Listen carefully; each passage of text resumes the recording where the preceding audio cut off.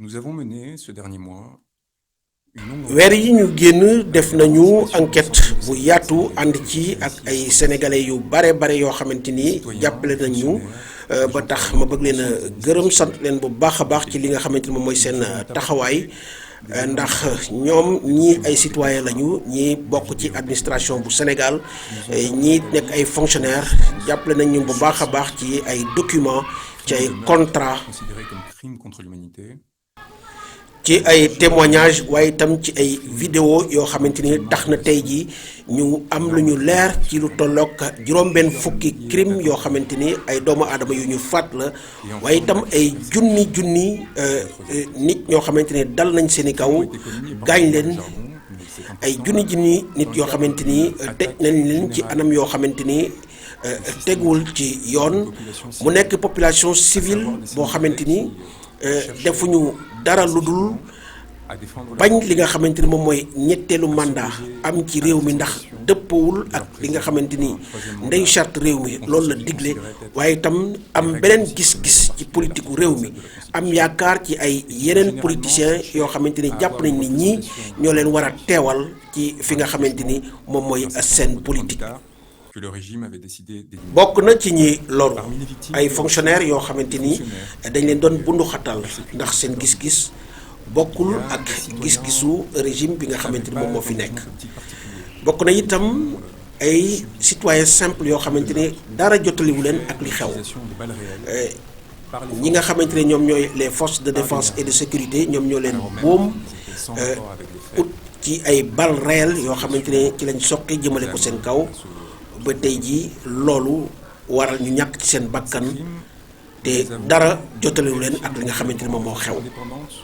Des travaux qui avaient déjà été menés par des organisations. kuréel yi nekk ci àdduna tey saytu lépp loo xamante ne ak yelleefu doomu aadama la def nañ ci liggéey bu am solo mu nekk Amnesty International, Human Rights Watch, Haut Commissariat aux droits de l'homme waaye itam Croix-Rouge sénégalaise def nañ ci liggéey bu am solo ndax ñoom ñëpp gis nañu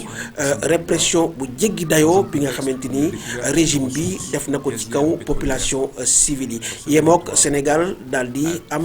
ay ressources yu bees lu ci mel ni gaz ak pétrole tax na ñoom ñuy def lépp ngir daal di gën a jekkal seen toogaay fi nga xamante ni moom mooy boppu réew mi. man may avocat wu Ousmane Sonko ci dossier bi waaye it nekk avocat wu sénégalais yu bari yu ci loru ak ay français ba tax na dinañu dugal beneen procédure fii ci France bu ko defee du ñu am benn prox ndoll boo xamante ne dañ ci mën a jaar bu rëcc ndax képp koo xamante ne taqe nga ci boo sa tànk tegoo fii ci Europe dinañ la mën a teg loxo. De façon à ne pas dépendre des effets de pouvoir qui influence cette institution, dont on sait ce qu'elle peut avoir en termes de rapport à la compromission, et pour s'assurer évidemment qu'il n'y aura pas d'impunité et que les dignitaires de ce régime ne puissent plus remettre les pieds sur le continent européen sans craindre. mars 2021 bi yëf yi tàmbalee Sénégal ba jonn tey jii jot nañ lu ëpp ñeenti junni ak juróomi téeméeru élément yoo xamante ni ñoo tukkee ci événement yi xew foofu ci Sénégal ñu saytu leen xool nañu ku ci bokk ak ku ci bokkul fii may wax ak yéen lu tolloog juróom-ñaar fukk ak fukki élément lañ ci téye mu nekk li nga xamante ni ci la ñu sukkandiku pour def suñu communication bi nga xamante ni toll na ci téeméer ak juróom-ñaar fukk ak juróomi page daal di ko jébbal ki nga xamante ni moom mooy procureur bu cour pénale internationale di xaar ci moom nag mu daal di ubbi l'enquête ngir daal di tàmbali li nga xamante ni moom mooy liggéey bi. Au titre de l'article 13, nous avons entendu dans le cadre d'une conférence de presse où 4 membres du gouvernement. dégg naa ñeenti ministre yu doon def conférence de presse wax ne pour que procureur bu cour pénale internationale pour mu saisir il faut état def li nga xamante ne moom mooy plainte loolu du dëgg ndax ñun ñëpp xam nañ ne ku nekk mën ngaa def plainte foofu ci cour pénale internationale waaye Sidiki Kaba mi nga xamante ne moo wax jooju même bu loolu amoon moom ana lan moo tere état bu Sénégal mu def plainte foofu ci CPI ngir seetal deram du ñu ko def ndax xam nañ ne loolu yi nga xamante ne moom lañ doon wax dara du ci dëgg. su fekkee ne nguuru Sénégal respecté na le statut de Rome ak li nga xamante ne moom mooy les conventions internationales na dem foofu ci bureau procureur bu cour pénale internationale seetal deram waaye gëm naa ne duñ ko def. su ngeen dégloo Sidiki Kaba di ngeen gis ne moom dàqul ne am na ay crime ci foofu ci Sénégal waaye li mu bëggoon gëmloo askanu Sénégal mooy mbir mi yeggul fu tax ñuy dem di clamer fi nga xamante ne moom mooy cour pénale internationale te loolu jàpp naa ne xel mënu ko nangu li xew Sénégal jéggi na dayoo te jar na dëggantaan ñu yóbbu dossier bi fi nga xamante ne moom mooy ci CPI. Permettra de démontrer que nous atteignons sans aucune difficulté le seuil de gravité qui est requis par la Cour. Je souhaiterais vous partager quelques noms de personnes qui sont responsables des faits que vous êtes en train de voir derrière cet écran. Nous avons aujourd'hui identifié 112 suspects sur l'ensemble de la chaîne de commandement que nous avons reconstituée. Parmi ceux-ci, je voudrais commencer par un compatriote. ma bëggoon nag partager ak yéen ay tur ci ñenn ñi nga xamante ne jàpp nañ ne jéye ji am Sénégal ñoom ñoo ko def. tàmbalee ak benn doomu France bu ñuy wooyee Kalen Belladad. moom nguuru France moo ko yónni foofu ci Sénégal comme conseiller technique mu toogal ko fa lépp lu xew mu wax ko décision bu autorité sénégalaise yi jël mu yëgal ko nguuru France kon mu mel ni France dara ump ko ci takk na ci rip ndax moom moo continuer di fournir li nga xamante ne moom mooy ay armes di conseiller autorité sénégalaise yi di leen jox ay armes di continuer di recevoir ki nga xamante ne moom mooy Macky Sall mosul yëkkati baatam ngir dénoncer li nga xamante ni moom moo xew foofu ci Sénégal. Kalen Belladad moomu jàpp nañ ne complice de crime contre l'humanité la ndax bépp réunion bu mës a am ministère de l'intérieur bokk na ci la ci jot a tukkee itam yónnee na ko ministère de tutelle am muy le ministère de l'intérieur bu France kon moom kenn mënu ko ci génne bokk na ci ñi nga xamante ni li xew Sénégal ca la bokk. Jean-François Gomon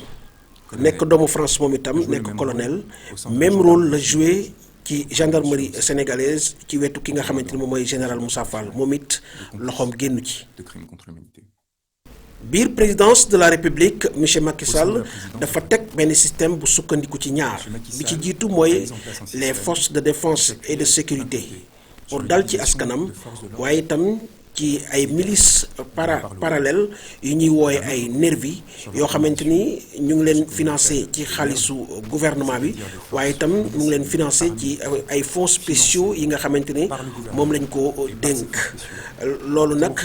am na ñu ko ci dimbali ku ci mel ni Marème Faye Sall nga xamante ni moom mooy soxnaam waaye itam doomam di Amadou Sall nga xamante ni ñoom ñoo doon recruter nervi yooyu nga xamante ni ñoom ñoo doon dal ci kaw askan wi loolu moo tax ñoom mënuñoo génn ci mbir mi ndax rôle bu doy waar lañ ci joué ba tax na ñoom mën nañu wax ne dañ cee dàq rip. bokk na itam ci biir présidence de la République ki nga xamante ni moom mooy Maïssa Sélé Ndiaye nekk aide de camp bu président de la République moom itam taqe na ci ak Abdoulaye Sall ñu gën koo xam ci turu Laykara nekk chauffeur ci présidence moom it joué na ci rôle bu mag a mag gannaaw loolu am na itam ñoo xamante ni bokk nañ ci biti fi nga xamante ni moom mooy présidence de la République ku ci mel ni Farba Ngom nekk géwél ak ñeneen ñoo xamante ni créé nañ ay groupe paramilitaires yoo xamante ni ay milices lañu yoo xamante ni dal nañ ci kaw askan bi def ci ay jéey yu bare. pour utal ngànnaay nervi yooyu nga xamante ni ñoo doon dal ci kaw askan bi di leen faat présidence de la République en tant que institution moom moo defal boppam commande arme yooyu an lëkkaloo ci ak benn koo xamante ne jege ñaale njiitu réew mi la ñu koy wooyee Gabriel Peretz moomu ci ak société am moom la Macky Sall sukkandiku ngir def ay commande arme armement yoo xamante ni fi ñu jaar yëpp ak fi ñu ko commandé ñun topp nañ ko ba xam ko. ngànnaay yooyu nga xamante ni dugg nañ ci réew mi ci anam yoo xamante ni jaarul yoon toll na ci téeméeri tonnes ak ñeent. Gabriel Pérez mooy ki nga xamante ni moom moo ko fi dugal ñu daal di ko nëbb fi nga xamante ni moom mooy aéroport Léopold Sédar Senghor ak yeneen barab yoo xamante ne dañ leen a nëbb ci biir réew mi bu ko defee ñu mun ko daal di jëfandikoo. Et des armes légères ainsi que des armes légères qui ont été livrées et qui sont à disposition de la présidence en dehors de tout contrôle démocratique, comme s'il y avait la possibilité de s'approprier ces faits-là.